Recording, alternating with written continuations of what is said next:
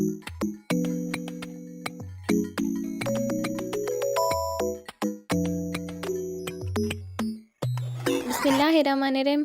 अस्सलाम वालेकुम viewers, welcome to my YouTube channel beauty explorer Jiya. आज आप लोगों के लिए बहुत ही मज़े की सिंपल सी एक रेसिपी लेके हाज़िर हुई हूँ। हलवे की रेसिपी, आम ज़ुबान में इसको खंडी हलवा कहते हैं, लेकिन बनता बहुत ही मज़े का है। वैसे तो आपने हलवे बहुत तरह के खाए होंगे, लेकिन इस रेसिपी से बना के ट्राई कीजिएगा, उम्मीद करती हूँ आपको ज़रूर पसंद आएगा। तो इसके लिए, इसको बनाने के लिए हमें जो इंग्रेडिएंट्स रिक्वायर्ड हैं वो मैं आप लोगों के साथ साथ साथ शेयर कर देती हूँ, ताकि आपको जो है वो हलवा बनाने में इजी हो। सबसे पहले मैं यहाँ पे यूज़ कर रही हूँ इसमें सूजी। सूजी जो है वो आपने मेजर करके लेनी है।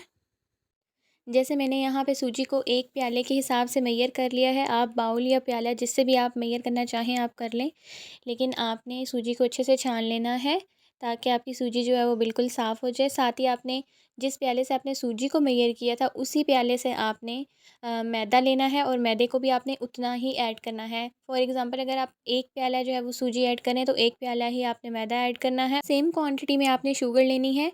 फॉर एग्ज़ाम्पल, आपने एक प्याला मैदा और एक प्याला आपने सूजी ली है, तो आपने शुगर भी एक प्याला ही लेनी है। सेम क्वांटिटी में आपने शुगर लेनी है। नेक्स्ट स्टेप में आप इसमें चुटकी भर आपने इसमें फूड कलर का यूज़ करना है। यहाँ पे मैंने ऑरेंज कलर का जो है वो यूज़ किया है। आपने भी चुटकी भर ही फूड कलर का यूज़ करना है, इससे ज़्यादा आपने कलर का यूज़ नहीं करना।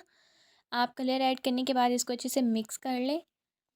नेक्स्ट स्टेप पे मैं यहाँ पे ले रही हूँ दूध। दूध भी आपने सेम क्वांटिटी में लेना है। जितनी क्वांटिटी में आपने बाकी सारी चीज़ें ऐड की हैं, उतनी ही क्वांटिटी में आपने इसमें दूध भी ऐड करना है।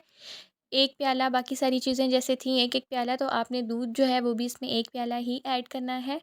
दूध ऐड करने के बाद आप इसको अच्छे से मिक्स कर लें और अच्छे से आप इसका एक मिक्सचर बना लें। आपने इसको ज़्यादा जो है वो लिक्विड की फ़ॉर्म में नहीं लेके जाना। आपका मिक्सचर जो है वो थोड़ा थिक थिक होना चाहिए। आप देख सकते हैं, मैंने आपको चम्मच की मदद से दिखा भी दिया है कि हमारा जो मिक्सचर है वो बिल्कुल भी पतला नहीं है। तो आपने अपना मिक्सचर इसी तरह रखना है। नेक्स्ट स्टेप में आपको चाहिए घी। घी भी आपने सेम क्वांटिटी में लेना है, जितनी क्वांटिटी में आपने बाकी सारी चीज़ें ली होंगी। जैसे कि मैंने एक प्याले के हिसाब से उनको मेजर किया है, तो एक प्याला ही यहाँ पे मैं घी का यूज़ भी कर रही हूँ। तो घी की क्वांटिटी पे आपने बाकी सारी चीज़ों के अकॉर्डिंगली सेम ही रखनी है। आपने घी को गरम कर लेना है। इतना ज़्यादा आपने घी को गरम नहीं करना। मीडियम फ्लेम पे आपने घी को गरम करना है, और बस नॉर्मल सा घी को आपने गरम करना है। इतना ज़्यादा आपने घी को गरम नहीं करना। जब आपको लगे कि आपका घी जो है वो नॉर्मल सा हीट अप हो चुका है, तो आप इसमें ऐड करेंगे इलायची। यहाँ पे मैं इसमें ऐड करने लगी हूँ इलायची, और मैंने 2 से 3 अदद इलायची ली हैं। आपने इसको हल्का सा पीस लेना है और आपने इसको घी में ऐड कर देना है। घी में ऐड करने के बाद आप इसको 2 से 3 मिनट के लिए घी के अंदर अच्छे से फ्राई कर लें या भून लें, जिससे जब आपको इसकी खुशबू आने लगे तो आप इसमें बाकी का मिक्सचर जो हमने बनाया है आपने वो इसमें ऐड कर देना है। इलायची को पहले से फ्राई करने से बहुत अच्छी खुशबू आती है और इसका टेस्ट भी बहुत मज़े का आता है हलवे में। तो अब आप इसमें आप देख सकते हैं कि इलायची जो है वो अच्छे से फ्राई हो चुकी है। तो अब आप इसमें वो मिक्सचर ऐड कर दें जो हमने पहले बना के रख लिया था। मिक्सचर को ऐड करते हुए आपने इस बात का ध्यान रखना है कि आपने फ़ौरन मिक्सचर को जो है वो साथ साथ हिलाते रहना है। आपने मिक्सचर को ऐसे नहीं छोड़ना।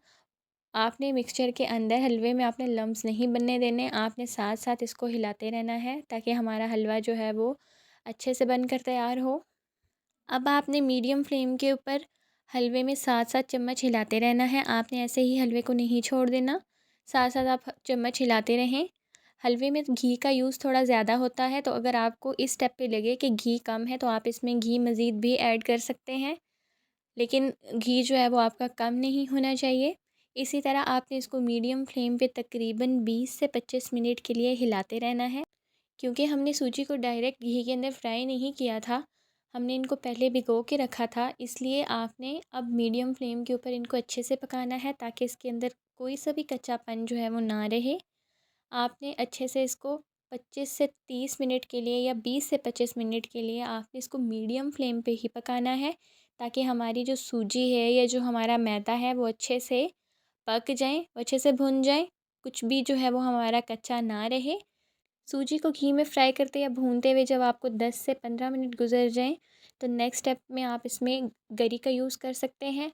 اس کے علاوہ اگر آپ نے کچھ اور یوز کرنا ہے تو وہ بھی آپ اسی اسٹیپ میں ایڈ کر سکتے ہیں. میں نے یہاں پہ صرف اس میں گری کا یوز کیا ہے. لیکن اگر آپ چاہیں تو آپ اپنی مرضی کے ڈرائی فروٹس اس میں ایڈ کر سکتے ہیں، لائک بادام، پستہ وغیرہ. اگر آپ چاہیں تو آپ اس میں ایڈ کر سکتے ہیں. لیکن ایز سچ اس میں کچھ ایڈ نہیں کر رہی. It's optional, it's up to you. یہ آپ کی مرضی ہے. اگر آپ چاہیں تو آپ اس میں ڈفرینٹ چیزیں ایڈ کر سکتے ہیں.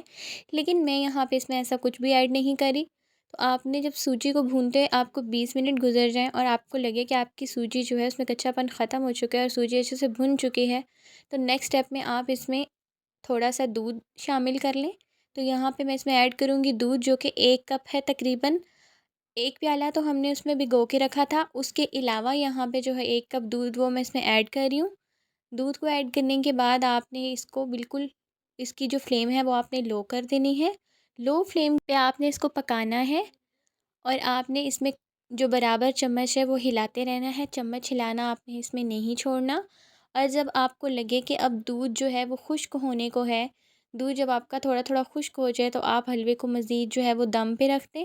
حلوے کو آپ نے 2 سے 3 منٹ کے لیے اسٹیم میں رکھنا ہے اور اس کے بعد آپ اپنے حلوے کو جو ہے وہ لڈ ریموو کر کے دیکھیں تو حلوہ جو ہے وہ آپ کا آلموسٹ بن کے تیار ہو چکا ہوگا. تو یہاں پہ میرا حلوہ جو ہے وہ بن کے تیار ہو چکا ہے. بہت ہی مزے کی خوشبو آ رہی ہے. آپ بھی اس کو گھر میں ضرور ٹرائی کیجیے گا. میں آپ کو اس کو مزید ڈش آؤٹ کر کے دکھا دیتی ہوں. آپ نے اس کو بعد میں گارنشنگ کے لیے آپ اس پہ ڈرائی فروٹس کا یوز کر سکتے ہیں. میں یہاں پہ آپ کو ڈش آؤٹ کر کے دکھاتی ہوں، لیکن میں یہاں پہ اس کی گارنشنگ کے لیے صرف بادام کا یوز کر رہی ہوں. بادام کو جو ہے وہ میں نے باریک کاٹ لیا ہے.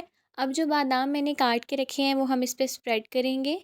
تو یہاں پہ میں آپ کو دکھا دیتی ہوں کہ میں نے بادام جو ہے وہ بالکل باریک باریک سے کاٹے ہیں. تو آپ نے اس پہ جو ہے وہ بادام اسپریڈ کر دینے ہیں. مزید میں آپ کو ڈش آؤٹ کر کے دکھا دیتی ہوں. امید کرتی ہوں آپ کو میری یہ ویڈیو پسند آئی ہوگی. آپ میری ویڈیو کہاں سے دیکھ رہے ہیں مجھے ضرور بتائیے گا. ویڈیو اچھی لگی ہو تو لائک، شیئر اور کمنٹ ضرور کیجیے گا. آپ سے ملاقات ہوگی نیکسٹ ویڈیو میں. تب تک کے لیے اللہ حافظ.